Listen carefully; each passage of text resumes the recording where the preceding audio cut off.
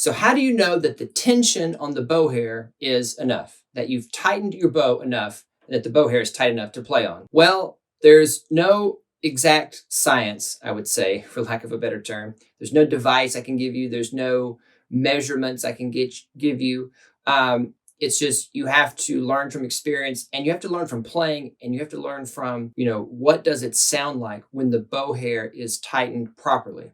Okay, so a few things though to look for when you are deciding if your bow hair is too tight or too loose. If the stick, when you go to play and you put all of your weight into the bow here, if the wood is dragging across the string, that's too loose. Okay, that's way too loose. All right, when I put my arm weight down, okay, I want to be able to play fortissimo and forte, all right, here, and not have the stick, all right, go down and touch the string. So I need to tighten it. That's a definite non-negotiable. Bow is too loose if the stick is touching the string when you're playing like forte and fortissimo, okay? When is it too tight? If the stick itself is straight, okay? Remember, this way, your bow should be smiling at you.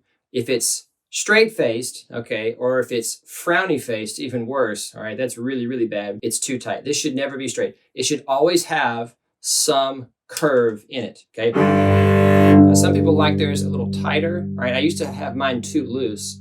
I now play with mine a little bit tighter because, like I said, I want to be able to play forte, fortissimo, okay? Get all of my arm weight in there. As you can see here, we're in this camera.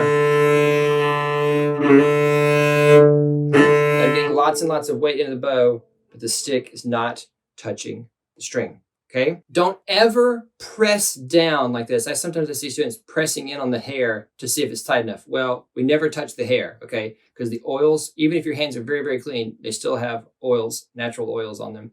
And it gets on the bow hair, it will ruin the bow hair, okay? So, and we don't ever, sometimes I see students, they're putting some certain finger that somebody told them to put through the middle here, all right, to see if the spacing is right. No.